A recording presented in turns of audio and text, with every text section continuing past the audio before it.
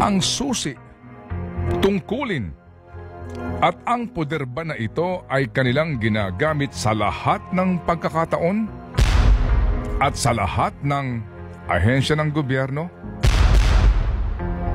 Sana all. Taon-taon, naglalabas po ang Commission on Audit ng report sa ginawang paggasta ng bawat departamento ng gobyerno sa pondong inilaan sa kanila ng Kongreso. At taon-taon din nakapaloob sa mga audit report na ito ang sinasabing mga audit observation at maging recommendations. May mga pagkakataon ding agad nagkakaroon ng notice of disallowance.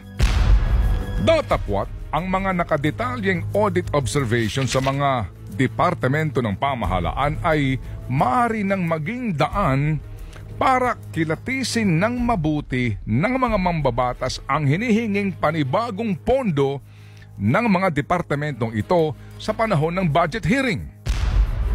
Pero kapansin-pansin na sa mga nagdaang taon, patuloy pong inaaprubahan ng mga mambabatas ang mga budget ng iba't ibang departamento nang hindi man lang pinagpapaliwanag sa nakita ng COA na mga pagkakamali o maging pag-aaksaya ng mga departamentong ito sa pera ng bayan. Hindi sa lahat ng departamento, hindi sa lahat ng pagkakataon. Gawin nating halimbawa ang mga naging pagdinig na ginawa kamakailan lamang sa budget ng Department of Agriculture, Department of Transportation at ng Department of Public Works and Highways. Mabilis pong lumusot ang mga budget ng mga departamentong ito sa committee budget hearing nang hindi man lamang halos pinagpapaliwanag ang mga kalihim ng mga departamentong ito sa mga nadiskubre ng COA na mga irregular na paggasta sa pondo ng pamahalaan. Kasama na rito ang sinasabing notice of disallowance. Ang pinagbabasihan po namin dito ay ang pinakahuling available COA report at ito'y taong 2022. Hango po ito sa kanilang website na available lamang na COA report. Sa Agriculture Department, 942,610,000 ang kabuuang halaga ng notice of disallowance. Ito'y para sa iba't ibang mga bureau sa ilalim po ng DA na gumasta sa pera ng kagawaran ng hindi naaayon sa batas. Naglabas din ang COA ng notice of suspension ng mga proyekto ng departamento na ang total na halaga ay higit sa 5 billion pesos. Ang notice of suspension ay nilalabas ng COA kapag may question sa legalidad at kaayusan sa pagpupundo at pagpapatupad sa proyekto ng pamahalaan. Habang sa Department of Transportation, 1,402,427,000 mahigit ang halaga ng notice of disallowance.